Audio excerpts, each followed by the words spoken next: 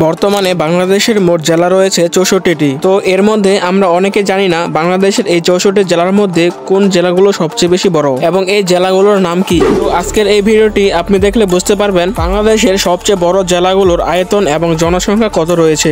তো আর দেরি না করে চলুন মূল ভিডিওটি শুরু করি। আর ভিডিওটি শুরু করার আগে আপনাদের কাছে একটি অনুরোধ থাকবে, আমাদের এই চ্যানেলটি অনেক ছোট ও নতুন, আপনারা অনেকে ভিডিও দেখেন বাট সাবস্ক্রাইব করেন না, তাই এই ভিডিওটিতে ফটাফট একটি লাইক দিয়ে চ্যানেলটি অবশ্যই সাবস্ক্রাইব করে দিবেন। তো চলুন একটি লাইক দিয়ে আজকের মূল ভিডিওটি শুরু করি। তো ভিডিও লিস্টে শুরুতেই 10 নম্বরে রয়েছে সিলেট জেলা। আয়তনে বাংলাদেশের 10ম বৃহত্তম জেলা হচ্ছে সিলেট জেলা, যার আয়তন 3452 বর্গ কিলোমিটার। সিলেট জেলাটি বাংলাদেশের উত্তর পূর্বাঞ্চলে অবস্থিত।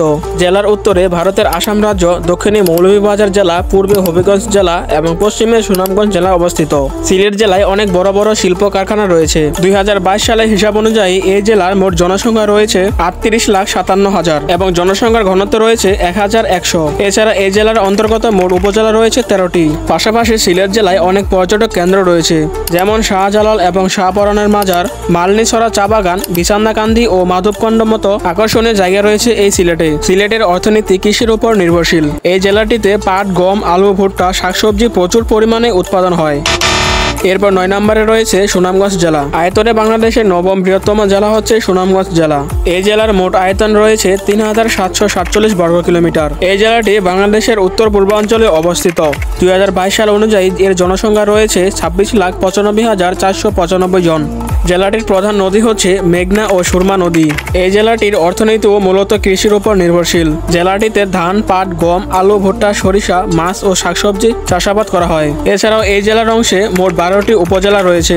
এর পাশাপাশি জেলাটিতে অনেক সুন্দর দর্শনীয় স্থান রয়েছে, যেমন সুনামগঞ্জ জাদুঘর, সুনামগঞ্জ শহীদ মিনার, সুনামগঞ্জ পাহাড়। তো এরপর 8 নম্বরে রয়েছে সাতক্ষীরা জেলা। আয়তনে বাংলাদেশের 8ম বৃহত্তম জেলা হচ্ছে সাতক্ষীরা জেলা, যার মোট আয়তন 3858 বর্গ কিলোমিটার এবং এই জেলাটি বাংলাদেশের দক্ষিণ পশ্চিম অংশে অবস্থিত। বর্তমানে এই জেলাটিতে আনুমানিক 20 লক্ষেরও বেশি মানুষ বসবাস করে। সাতক্ষীরা জেলার অংশে কয়েকটি নদী রয়েছে, যেমন ভৈরব নদী, কপোতাক্ষ নদী ও চিত্রা নদী।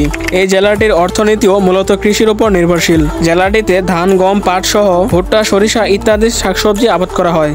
বর্তমানে সাতক্ষীরা জেলায় মোট উপজেলা সংখ্যা রয়েছে 60টি এবং পৌরসভা রয়েছে 2টি। এছাড়াও সাতক্ষীরা জেলায় অনেক দর্শনীয় স্থান রয়েছে, যেমন সাতক্ষীরা মসজিদ, সাতক্ষীরা জমিদার বাড়ি, সাতক্ষীরা শহীদ মিনার, সাতক্ষীরা জাদুঘর সহ অনেক অসংখ্য দর্শনীয় স্থান রয়েছে।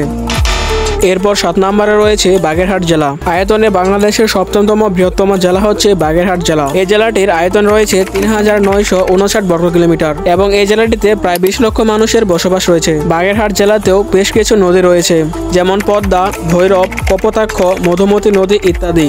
তাছাড়া এই জেলাটিতে উপজেলা সংখ্যা রয়েছে 9টি। এদের মধ্যে সবচেয়ে বড় উপজেলা হচ্ছে মংলা উপজেলা। বাগেরহাট জেলার অর্থনীতিও মূলত কৃষির উপর নির্ভরশীল। জেলাটিতে প্রচুর পরিমাণে ধান, পাট, গম, সরিষা, নানান ধরনের শাকসবজি উৎপাদন করা হয় এবং এই জেলার প্রধান আকর্ষণ হচ্ছে 60 গম্বুজ মসজিদ এবং এই মসজিদটি দেখার জন্য বাংলাদেশের 64 জেলা থেকে মানুষ আসে। এছাড়াও রয়েছে দুর্গাপুর মসজিদ, হিরণপুর মসজিদ, বাগেরহাট শহর জাদুঘর এবং সুন্দরবন জাতীয় উদ্যান। তো এরপর 6 নম্বরে রয়েছে নোয়াখালী জেলা। আয়তনে বাংলাদেশের 6ষ্ঠ বৃহত্তম জেলা হচ্ছে নোয়াখালী জেলা, যেটি বাংলাদেশের দক্ষিণ পূর্বাঞ্চলে অবস্থিত।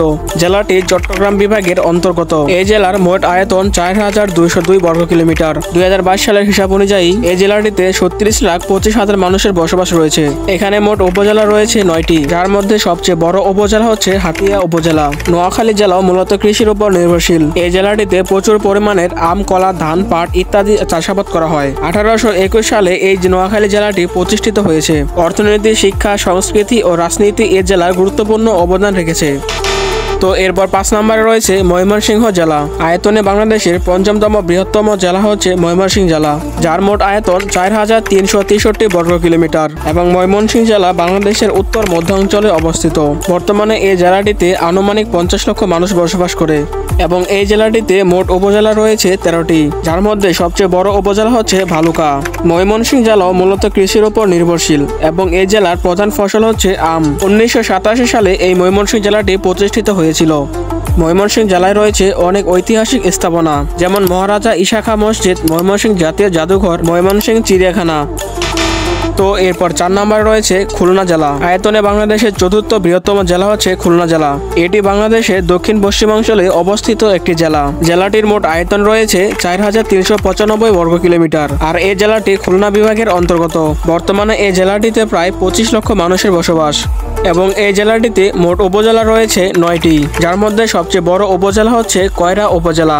1882 সালে খুলনা জেলাটি প্রতিষ্ঠিত হয়েছিল এবং এই জেলাটিতে বর্তমানে শিক্ষা এবং স্বাস্থ্য ব্যবস্থা অনেকই উন্নত। এই জেলায় অনেক বিশ্ববিদ্যালয়, কলেজ, স্কুল, হাসপাতাল, রাস্তাঘাট, রেলপথ, বিমানবন্দর ইত্যাদি রয়েছে।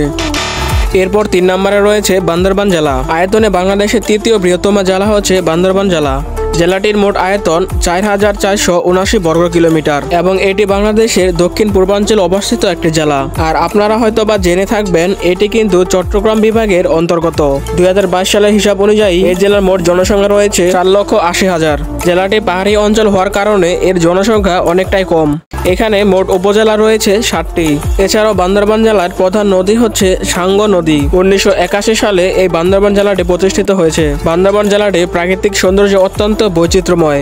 তাছাড়া এই জেলায় রয়েছে পর্যটকদের জন্য আকর্ষণীয় দর্শনীয় স্থান, যেমন নীলগিরি পাহাড়, কেওক্রাংডং পাহাড়, বোয়াংছড়ি জাতীয় উদ্যান, লামা জাতীয় উদ্যান। আর এসব জায়গায় ঘোরার জন্য বাংলাদেশের বিভিন্ন জেলা থেকে হাজার হাজার মানুষ ভ্রমণ করতে আসে। এরপর 2 নম্বরে রয়েছে চট্টগ্রাম জেলা। আয়তনে বাংলাদেশের দ্বিতীয় বৃহত্তম জেলা হচ্ছে চট্টগ্রাম জেলা, যার মোট আয়তন 5283 বর্গ কিলোমিটার এবং এই জেলাটি বাংলাদেশের চট্টগ্রাম বিভাগের দক্ষিণ পূর্বাঞ্চলে অবস্থিত একটি জেলা। বর্তমানে এই জেলাটিতে প্রায় 1,75,00,000 মানুষ বসবাস করে। 1666 সালে এই চট্টগ্রাম জেলাটি প্রতিষ্ঠিত হয়েছিল এবং এই জেলাটিতে মোট উপজেলা রয়েছে 15টি। আপনারা জানেন এই চট্টগ্রাম জেলার অর্থনীতি বেশ উন্নত, কারণ এই জেলাটিতে বিভিন্ন বড় বড় শিল্প প্রতিষ্ঠান, বাণিজ্যিক কারণে ব্যাপক পরিবর্তন হয়েছে। শিক্ষার দিক দিয়ে চট্টগ্রাম জেলা বেশ উন্নত। জেলাটিতে অনেক বিশ্ববিদ্যালয়, কলেজ, স্কুল, হাসপাতাল, রেলপথ এবং বিমানবন্দর রয়েছে। আর আপনারা জানলে অবাক হবেন যে বাংলাদেশের সবচেয়ে পুরাতন জেলা হচ্ছে চট্টগ্রাম জেলা। 1 নম্বরে রয়েছে রাঙ্গামাটি জেলা। আয়তনে বাংলাদেশের সবথেকে বড় জেলা হচ্ছে রাঙ্গামাটি জেলা। এটি বাংলাদেশের উত্তর পূর্বাঞ্চলে অবস্থিত একটি উন্নতশীল জেলা।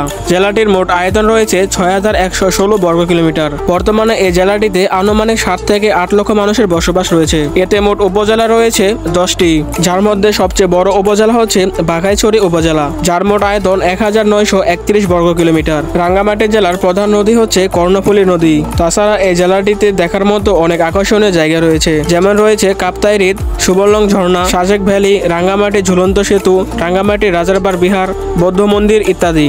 প্রতি বছর এই জেলাটিতে বাংলাদেশের বিভিন্ন জেলা থেকে মানুষ ঘুরতে আসে। বর্তমান এই জেলাতে 14টি উপজাতির বসবাস। তো বন্ধুরা, এই ছিল আয়তনে বাংলাদেশের সবচেয়ে বড় 10টি জেলা। আর আপনারা এই ভিডিওটি কে কোন জেলা থেকে দেখছেন তা অবশ্যই কমেন্ট করে জানাবেন। আর ভিডিওটি যদি একটু ভালো লেগে থাকে তাহলে অবশ্যই ভিডিওটিতে লাইক দিয়ে চ্যানেলটি সাবস্ক্রাইব করে দিবেন। তো দেখা হচ্ছে এরকম কোনো নতুন ইন্টারেস্টিং ভিডিওতে। এতক্ষণ ভালো থাকবেন, সুস্থ থাকবেন। আল্লাহ হাফেজ।